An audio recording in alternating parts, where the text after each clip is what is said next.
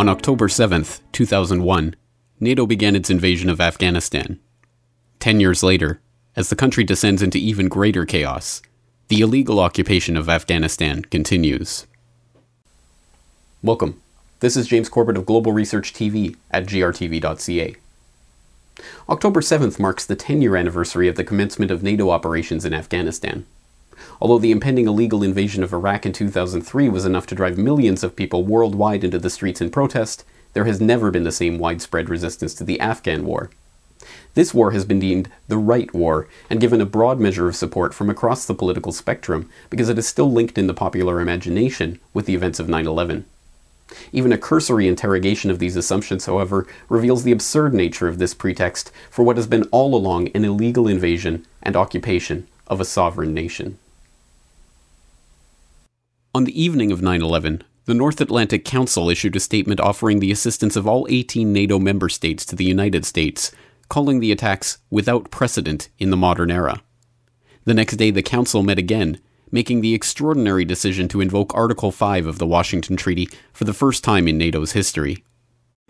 On September the 12th, the North Atlantic Council met again in response to the appalling attacks perpetrated yesterday against the United States of America. The Council agreed that if it is determined that this attack was directed from abroad against the United States, it shall be regarded as an action covered by Article 5 of the Washington Treaty, which states that an armed attack against one or more of the Allies in Europe or in North America shall be considered an attack against them all. The carefully worded statement contained the important stipulation that Article 5 would only apply if it could be determined that the attacks were directed from abroad, something that NATO Secretary General Robertson noted had not been determined. I did not say the attack came from abroad. If I can repeat what I said, the Council agreed that if it is determined that this attack was directed from abroad against the United States, it shall be regarded as an action covered by Article 5 of the Washington Treaty. The United States is still assessing the evidence that is available. They are the ones who obviously can make that judgment, and they have not yet reached a judgment as to who did it and why they did it. On October 2nd, the Council met again to announce that they had dropped the word "if" from their previous declaration on the basis of a report issued by a U.S. State Department official named Frank Taylor. Today's was a classified briefing, so I cannot give you all the details. Briefings are also being given directly by the United States to allies in their capitals. The briefing addressed the events of 11th September themselves, the results of the investigation so far, what is known about Osama bin Laden and the Al-Qaeda organization and their involvement in the attacks and in previous terrorist activity, and the links between Al-Qaeda and the Taliban regime in Afghanistan. The facts are clear and compelling. The information presented points conclusively to an Al-Qaeda role in the 11th of September attacks. To this day, the evidence presented in Frank Taylor's briefing is still classified, and the evidence that Secretary General Robertson called clear and compelling information pointing conclusively to an Al-Qaeda role in 9/11 has never been made public.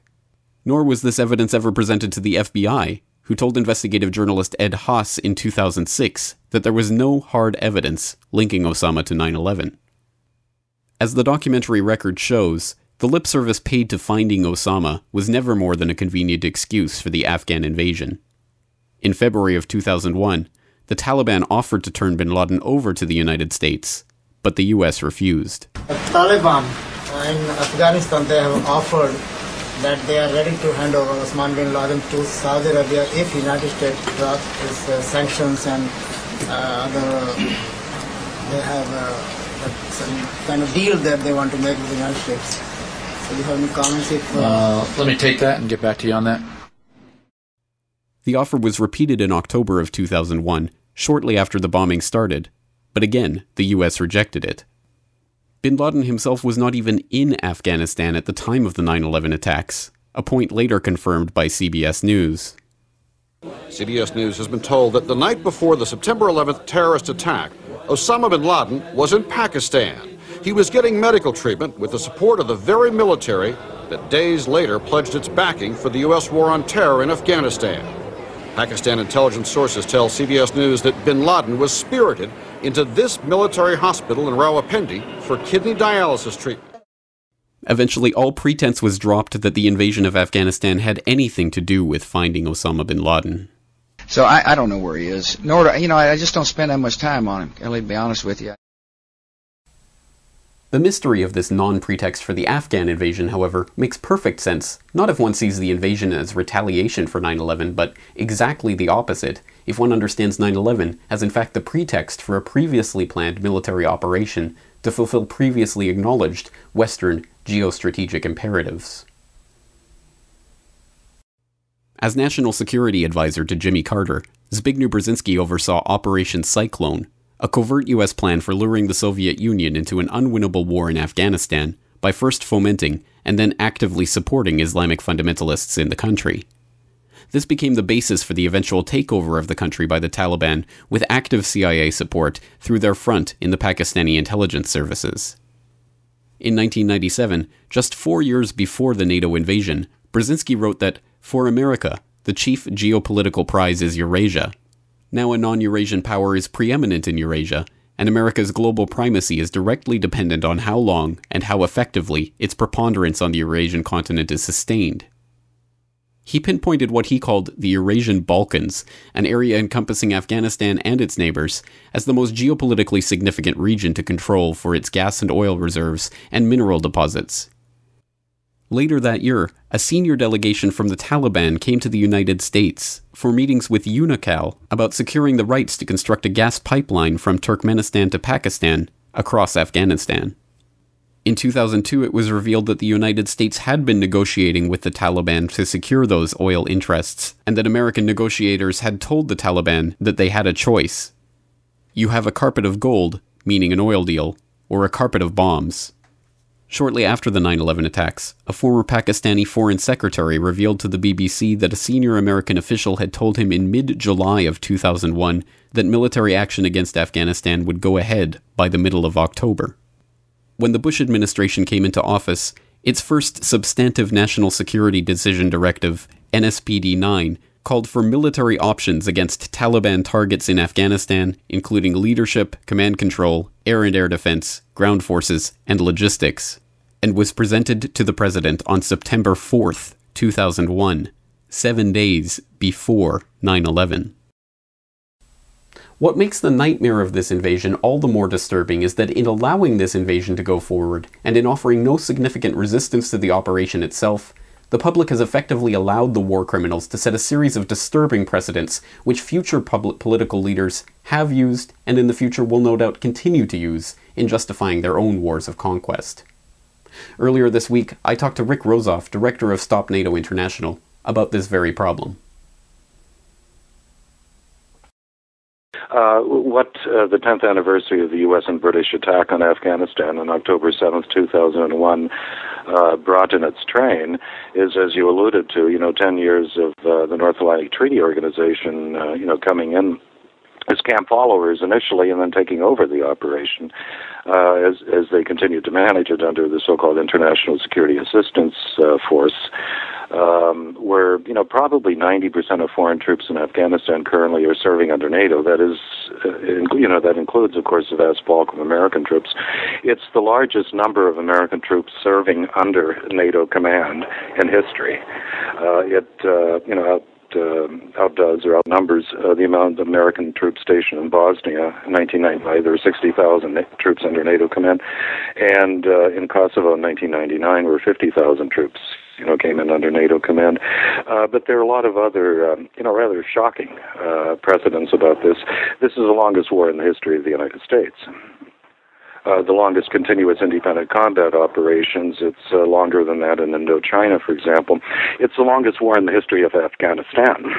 Soviet troops first came into Afghanistan in late December of 1979. and the last ones were pulled out early in 1999, so far less than a decade. It's the largest amount of foreign occupation and combat troops stationed in Afghanistan in that nation's history. A few months ago, the total number is in the area of 152,000. All but perhaps 10,000 under NATO command, under ISAF command. It is NATO's first war in Asia. It is NATO's first ground war. It signifies with anywhere from 4,500 to 5,300 German troops stationed in Kunduz province in the north of Afghanistan, the largest overseas deployment of German troops since World War II. The first combat operations waged by German ground forces since the Hitler regime. With 4 provinces in the north of Afghanistan assigned by ISAF, by NATO, to NATO partners Sweden and Finland. It represents, in the second case, the first time Finland's been engaged in combat operations since World War II, and in the case of Sweden, in 2 centuries. And one could go on and on. I would have to say, however, there was an article in Agence France Presse report of yesterday that mentioned that on the 10th anniversary of this war, and again, the first ground combat by German troops since the Third Reich, and what I've mentioned about the Scandinavian countries, until recently boasted of being neutrals and so forth, that there were no major demonstrations planned in Europe to mark the 10th anniversary of this war. That is not only a scandal, that's a crime. But it testifies to how thoroughly the entire European continent has been NATOized. As worrying as all of these precedents are in the wake of continued NATO aggression and domination in theaters like Libya, the Afghan people themselves continue to be the forgotten victims of this war. Punished for living within the borders of a country that was accused at one time of harboring someone who was alleged, without proof, to have been responsible for an act of terrorism which the majority of the people don't even know happened, the Afghans have watched as their cities, their towns, their infrastructure, and of course their lives have been destroyed by the NATO war machine. New violence in Afghanistan as tempers flare over an overnight NATO raid. Hundreds of men ran through the streets chanting insults against the U.S., Germany, and Afghan President Hamid Karzai. They carried the bodies of 4 people who were killed in the raid. Protesters claimed they were civilians. NATO confirms it killed 4 people, 2 of them women, but said all of them were armed and tried to fire on its troops. A Joint Base Lewis McChord soldier has been sentenced to 3 years behind bars for taking part in the so-called kill team against unarmed Afghan citizens. Another week, another statement of regret. NATO said it used airborne weapons to attack a convoy of what it thought were insurgents. But after the strike, ground forces arrived to find that among those killed and wounded were women and children. Violence is at its worst in Afghanistan since U.S.-backed Afghan forces toppled the Taliban in late 2001. Almost 390 foreign troops have been killed so far this year, compared with a record 711 in 2010. A spike in casualties that comes at a time of growing unease about the increasingly unpopular and costly war. But it is the civilians who have borne the brunt of the war. UN figures show a record 1,462 Afghan civilians were killed in conflict-related incidents in the first 6 months of the year.